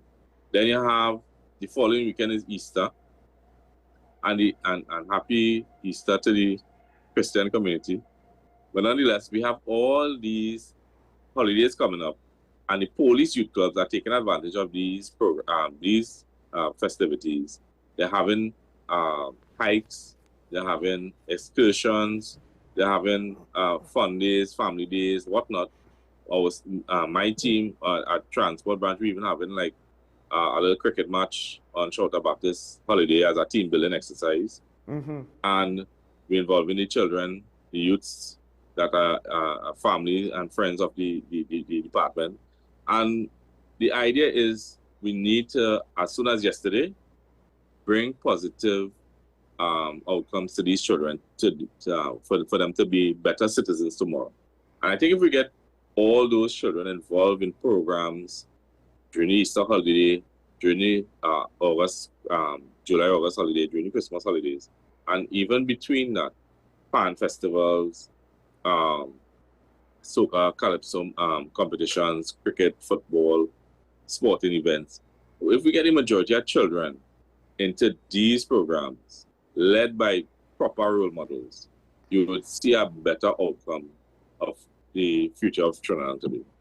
I mean, dare I ask the question, because I think the last time I brought it up, someone took offense that I was assuming that this would happen. But when we're talking about young people being distrustful of authority, to the point of being disrespectful to authority, then they become adults. I mean, it's not hard to say some of them, and it's not always their fault. As I said, it's the exceptions where you could say it's intrinsically their fault for them turning out that way, right? Or we could point that blame to their nature, right? But the nurture side of the equation has a big effect on the vast majority of our youths. And when they turn to adults with that mindset, it's not a stretch to say, and it shouldn't be surprising, and it should be to some extent our fault if and when they turn to a life of crime. Because if you disrespect authority, why are you going to respect the law? Exactly. So we need to have a lot more involvement. It's about involvement, really. And as I said, when you look at those children from the age of 12 going into puberty, in adolescence, teenage years, you see that lack of parenting causing them to change their behavior. And now with the implementation and the involvement of technology, like tablets and devices and phones, and you have so much working against you as a parent that you believe assisting you. So it's easy to put a child on a tablet for hours. Yeah. And go about your business. When really and truly the lack of that one-on-one parenting causes that child to behave differently. It might be they tend to, and we are seeing it now with the different generations, generation A, B, and C. You see that the future doesn't look so well. It does not look so well, and we have to come together as a society and decide how do we want our children to behave in the future, especially with respect towards adults. And I said the first step is being a role model to children, and then the second step would be by being by being an example and teaching them exactly how to behave towards authority. There are many steps, numerous steps that I can't really mention right now. Yeah. I think I would have. There are links I could provide to you that parents could use, but we have also provided link contact numbers to communicate with these counseling departments to assist you in getting that assistance to parent and teach children how to respect authority. And here's the thing. I think there are enough examples in history. You could look to certain jurisdictions in North America where we see issues in society and we try to replace parenting and the village and all of the support frameworks and the guidance and the help with development, actual developmental processes with, well, let's ban this and let's ban that. Because, and I know you have to go, so I'll let you go after this, but you just brought up the 2026, the screens, the social media, the YouTube, the doom scrolling, and kids do it too, right? A lot of us do it, kids do it as well. There's a difference with an adult doing it and kids doing it. But government looking to ban certain online activities and websites, I would argue, should not replace parenting. Parenting, it shouldn't. We as parents, we as adults, we don't need the government to tell us how to parent and how to be responsible and how to teach our children. There's a time frame to be on a device, and then you go outside and play, and there's a time frame to be in school, and there's a time frame to do your homework. There's a time frame to do everything. I think if you look at the Book of Wisdom, it will tell you there's a time for everything. So, we need to go back. We need to go back to responsible parenting, go back to that one-on-one parenting, go back to the church and the mosque and the temple. We need to go back and take heed from what our parents had us involved in. And then not just going back, but going and incorporating technology to some extent, because I could sit down on a tablet and learn Chinese very well by looking at YouTube videos. I could learn Arabic, I could learn anything that I set my mind to. So you have a lot of help now, but there's a lot of distractions as well that could hinder how your parent was. So it's about bringing incorporating everything, going back to the basics, going back to the home, going back to the religious bodies, and incorporating technology in a very responsible way. I think, and again, we also talking about going back to the basics of play, of social activities, like we mentioned, hiking, kite flying, and whatnot, family days. We're talking about incorporating all of that and also incorporating time management. So hopefully, we could come together as a society and say, yes, this is the positive way we want our children to grow and evolve. That Trinidad and Tobago is really on a very roller coaster track right now when it comes to how our society behaves, especially towards authority, and how crime is evolving. They're going to see a lot of different criminalities being experienced in the future because of poor parenting now. Well, we lost the village, and that could be perceived as a price of progress. We did not necessarily figure out how to progress responsibly. Chris, thanks for joining us once again. I know You No are problem. busy with your actual job, so we won't hold you any further. Let's take a quick break, and then we'll open phone lines and out the show. Stay tuned.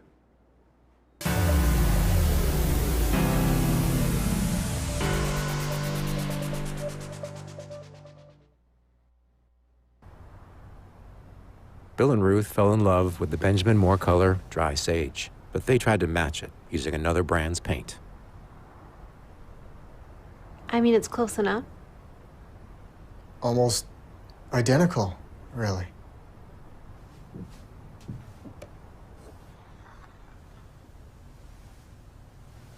Yeah, there it is. Never trust another paint to be a Benjamin Moore color.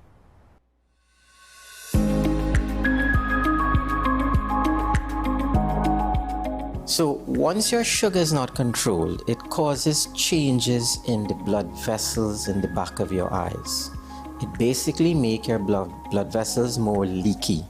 And it happens on a stage process where the smaller molecules start to leak, then the intermediate, and then the larger ones. Larger means we have come to a bleed.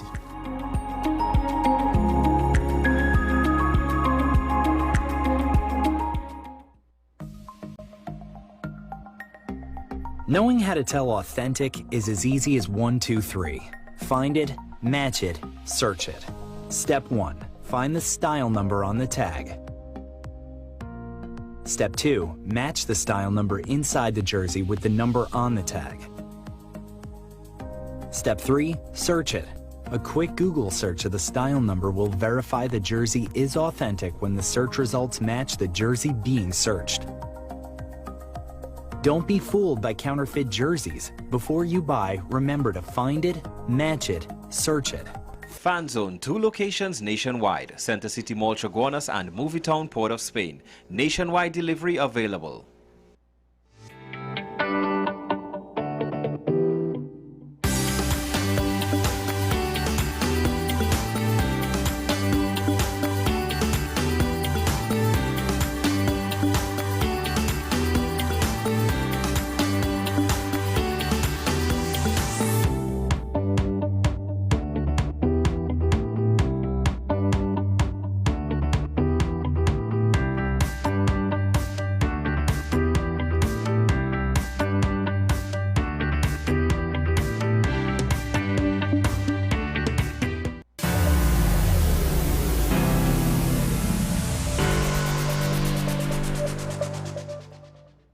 We're back here and talk about the WSN Content Capital Show. Michael Small. We just had Christopher Arun, acting ASP media ambassador from DTTPS, talking about, well, providing us with numbers for some counseling services, free services. I don't know if we could just put it up quick on the screen there. So there's Triline and Families in Action.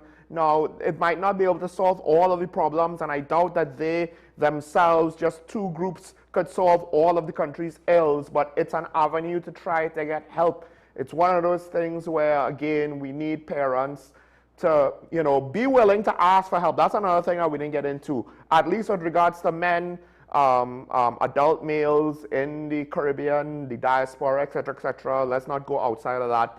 How hard is it for us to ask for help? That failure to be willing to acknowledge, hey, we need help, right? And with regards to parenting, we always say it's one of the hardest things to do, if not the hardest thing to do in the world.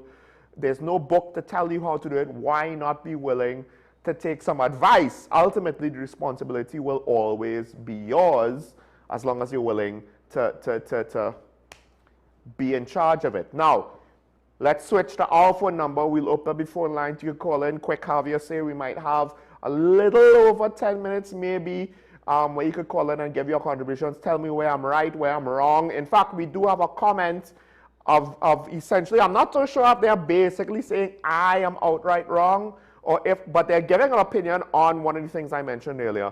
And I do hopefully want to speak about it. This thing with how politicians should speak in Parliament is so laughable, it's amazing. I agree with that.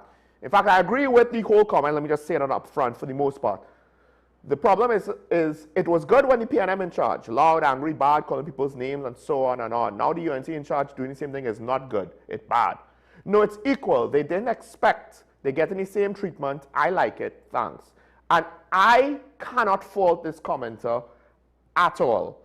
Technically speaking, with regards to the conclusion, I can't say that I like it. There's a part of me that does appreciate, hey, turnarounds for a game, right? As I mentioned before, the example I always use was the impeachment process. You did it to Clinton.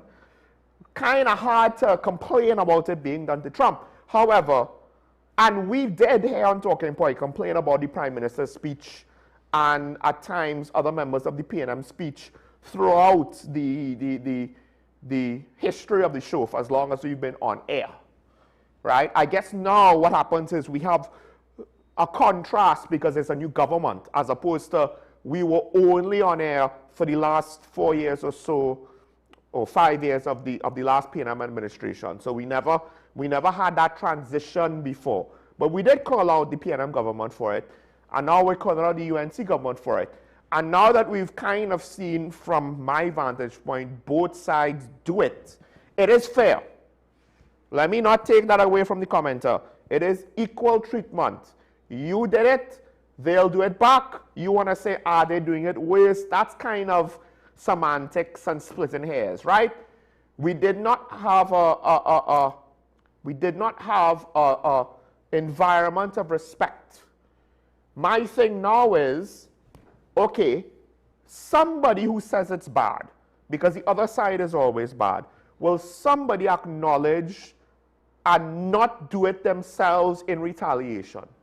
That's all, because that's the thing. The commenter himself is tapping into that basic visceral emotion of hit your back, not necessarily thinking, look, somebody, I don't care who, needs to decide to do better if we want to have any expectations of Parliament actually being a place for the honorable as opposed to the peacock. I know it's a tradition, but still, we've taken it too far. Diego Martin on the line, sorry for the wait. Good morning, caller, on here.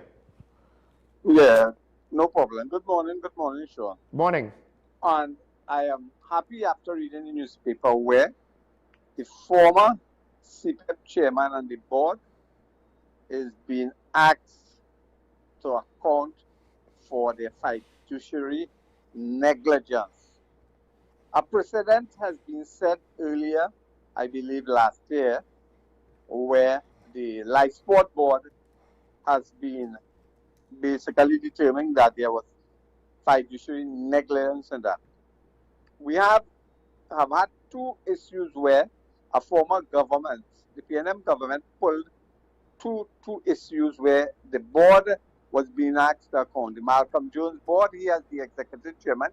If I could recall, I believe the then Prime Minister, the former, said, okay, he was not only the one, even though he was executive chairman, it should have been brought against the whole board. We have the other issue where it has been a questionable arbitration for the A and V issue. So, juxtaposing that from where it started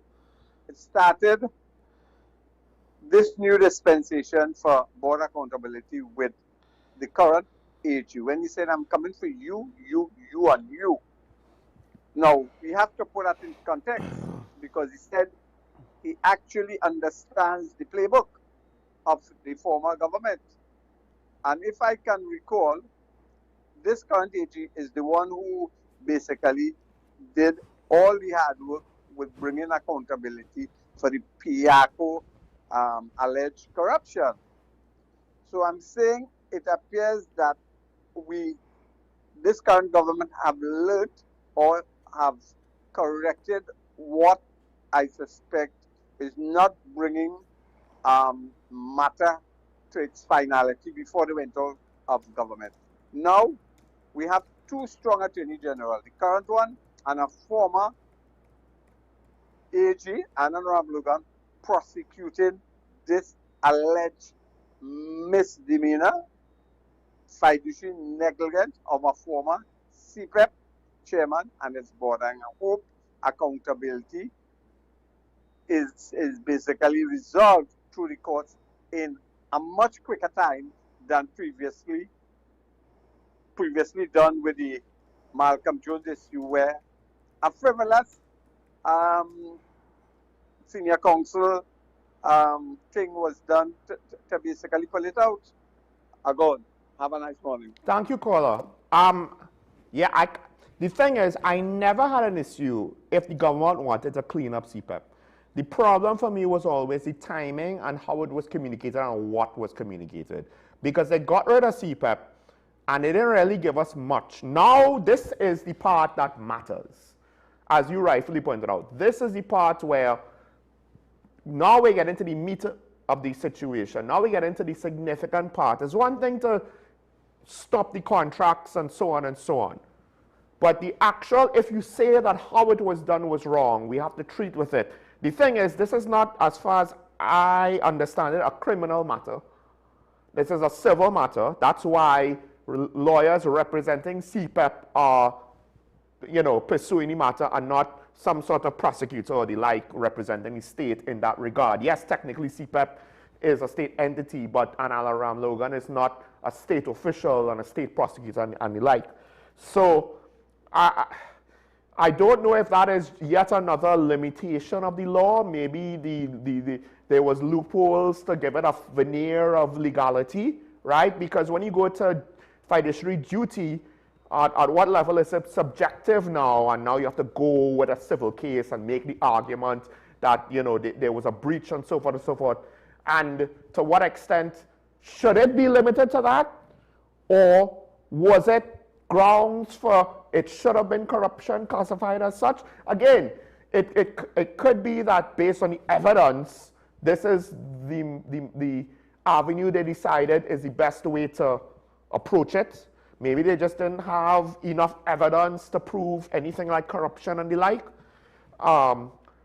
It sets an interesting precedent because I'm not necessarily adverse to such a precedent being set. It can be a dangerous precedent if it's only used as a political tool. But the flip side is now it sets a precedent that, hey, we're not going to necessarily look the other way. And the reason why that's interesting to me is I have long suspected governments look the other way because if I try to deal with something you did, then I potentially close the door from me doing the same thing. And all too often, the perception is that from government to government, they don't want to actually solve the problem. They just want to blame the other guy while potentially exploiting the system in similar ways, right? I don't want to try to figure out new ways to exploit the system. I'll just leave the doors open and exploit it how you exploited it.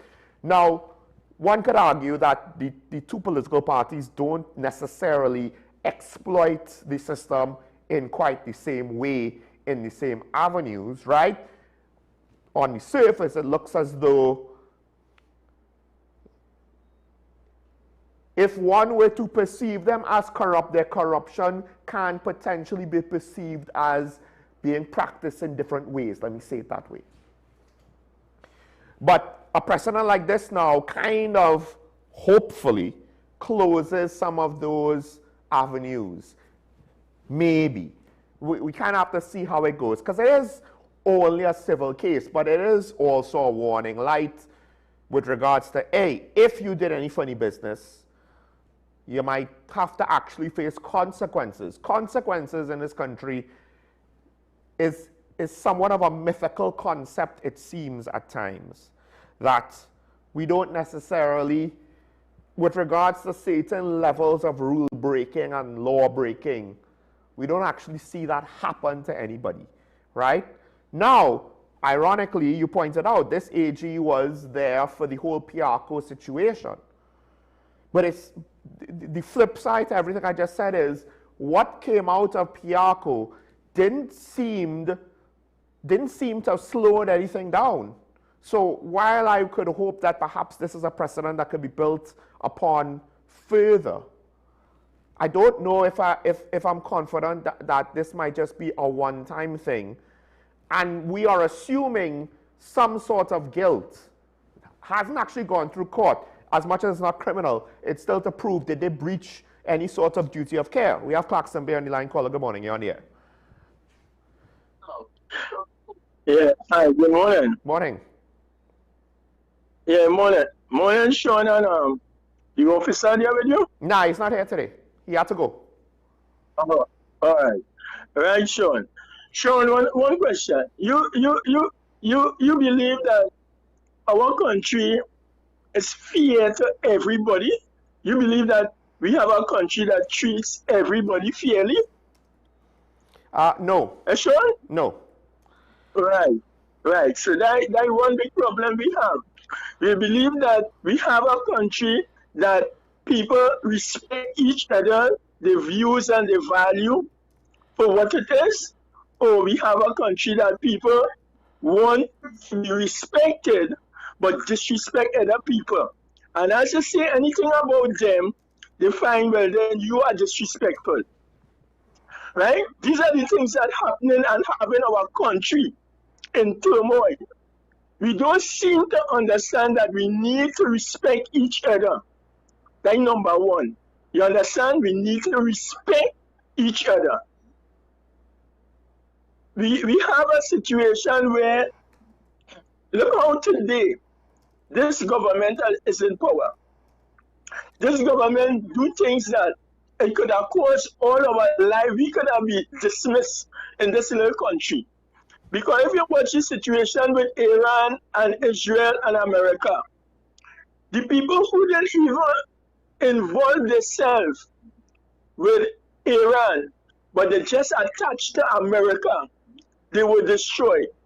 It's over about 6,000 or 7,000 people, innocent people, being killed so far, right? And it could escalate more, right? But we accept a government here jumping on board with Americans and telling themselves, well, then, yeah, we safe, boy. We safe. They will protect us.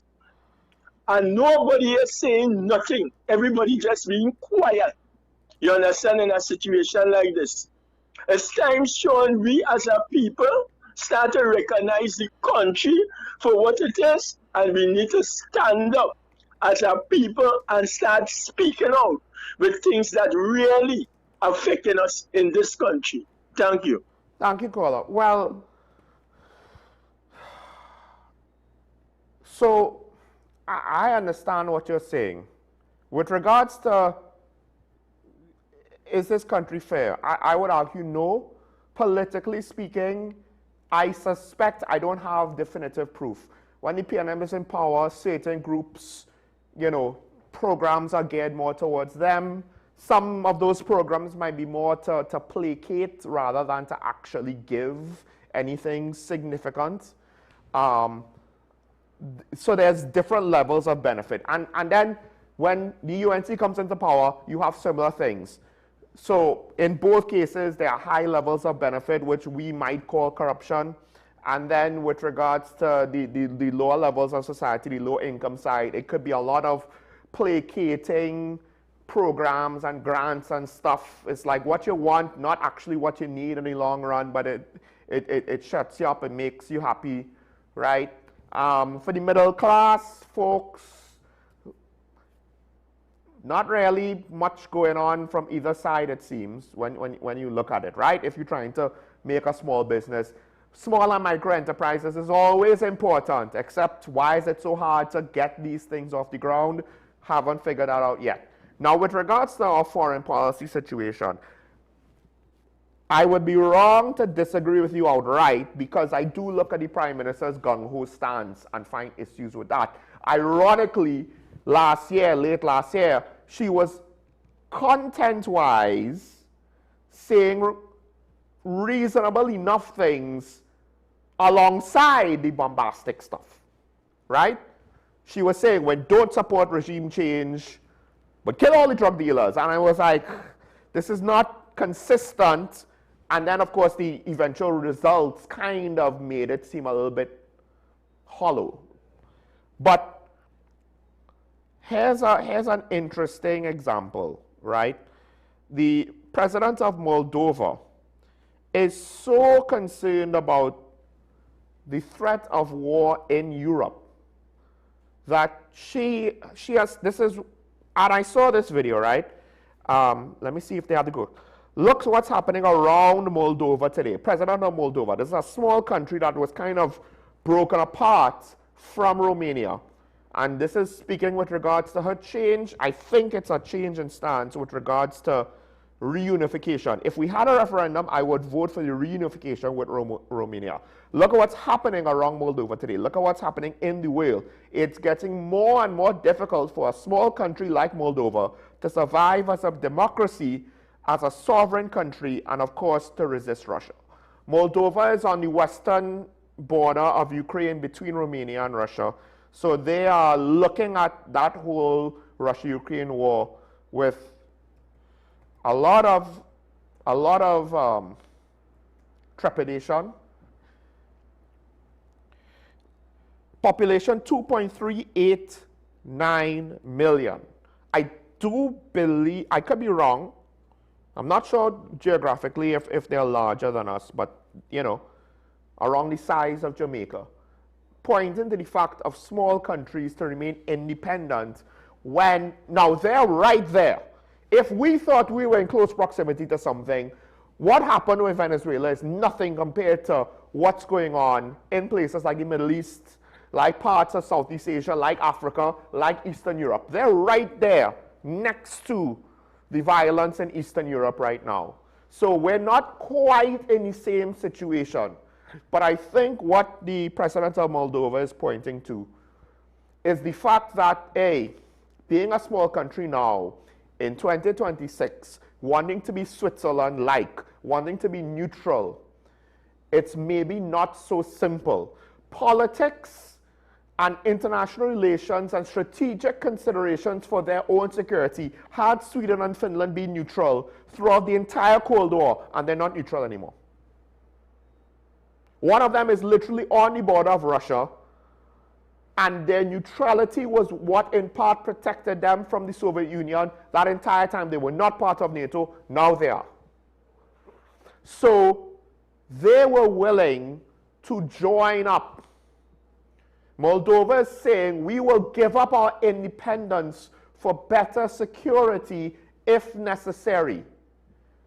Now we in TNT, when we have these high-minded discussions about what sovereignty we give up, are we really giving up sovereignty? Because here's one of the things with regards to the zone of peace argument that always bothered me. We have no intrinsic ability to enforce it. So at what point are we kidding ourselves? It's fine to have ideals to want to hope for and principles that we want to stand on, but we can't enforce it. So there are limits to what we could do and what we can say, and what we can withstand, and what we can sustain, and what we can survive. So I don't think it's an easy answer with regards to who the Prime Minister should side with. And all of my criticisms for the government notwithstanding, I'm not then going to go and say, well, because I disagree with the government about X, I must disagree with the government about Y. That's not how I operate. I don't think that's responsible. Because I think that there's bad police doesn't mean that all police are bad. Because I think there are issues with accountability and job performance in the police service doesn't mean that all of the issues come from that. There can be other things too alongside that. So I understand though, because I also at the same time cannot say, caller from Claxton Bay, that you are wrong to not be concerned. Because with regards to our politicians, I think we could say now the PNM had to face something that not too many governments had to face. The NAR had to face it, and at times the PNM governments around them with regard, or before them, with regards to the economy being what it is. They had to face also a poor energy economy. Cool. Now this government, yes, they are continuing that economic reality, but also the international political reality and the dynamics have changed. And they are, on some level, being forced to figure out a way to navigate those new waters. I don't even know if we'll fully be able to ascertain if it's right or wrong, the direction that they're steering us towards, because we don't have all the information.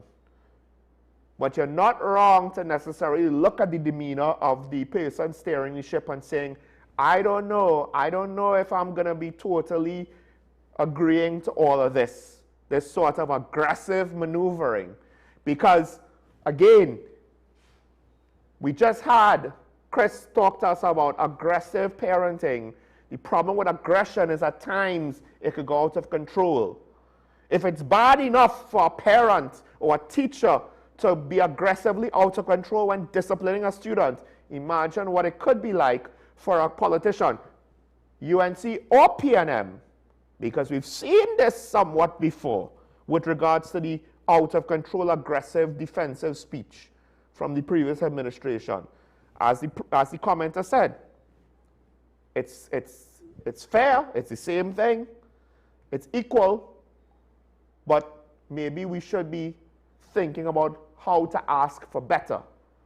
Because uncontrolled aggression with regards to running a country, the stakes are so much more higher. It's as severe and as important as the parenting of even one child is to any society. Running a country is just that much bigger. Let's put up those two numbers if we can quick before we close the show. Childline and Families in Action. Childline 800-4321. Families in Action 622-6952. Don't be afraid to reach out, ask for help. Maybe you are at your wit's end, try to get guidance. Listen, it's just guidance. If you don't like it, if you're not confident or sure about it, then seek help elsewhere. You don't have to take it on. But listening to somebody, maybe, as I mentioned before, they might have experience about other people going through certain mistakes, making certain mistakes, and you could learn from that rather than running the risk of having to learn from your own parental mistakes, because we don't always get the opportunity to correct those types of mistakes. Thanks to the callers, thanks to the commenter. This is Talking About the WSN, the Content Capital. We should have more to say with regards, hopefully, about the Nationals and the plan to return them from Syria to TNT tomorrow. I know that's a contentious subject. I know that's contentious in this building, but they've never told us not to have conversations. That's the beauty of WESN. Hopefully we'll have that for you tomorrow. Until then, stay safe. Remember your allegiance to the Republic and to each other. Never forget it's nice to be nice. We'll see each other tomorrow. Bye-bye.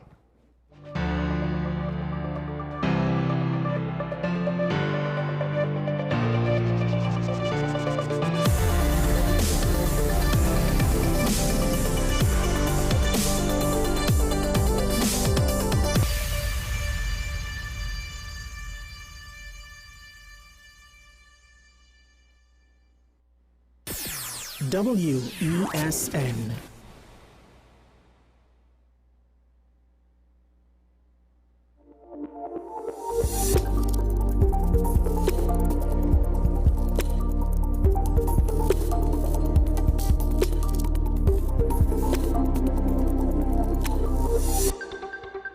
This is 10 Questions. I'm Andy Johnson. On this edition of the program, we're talking with a former member of parliament, in fact, a former Speaker of the House of Representatives, among other things, Mr. Nizam Mohammed. He has been, if you can remember, was assigned an assignment, let's put it that way, to find out the most he can, the best he can, and to do what was necessary, if that was possible, for the return of Trinidad and Tobago citizens who went to places in the Middle East, Iraq, and so on, found themselves in difficulty to get back here. The issue is that matter has not been resolved. There have been many reports about the condition under which those people, in a lot of cases, women and children, mothers and their sons, face continuing there. He was pushed to make a statement on the heels of, or I might say on the toes of the last election, telling people they should consider that those Muslims who were affected by that set of incidents not to vote if they felt that the government had not been doing enough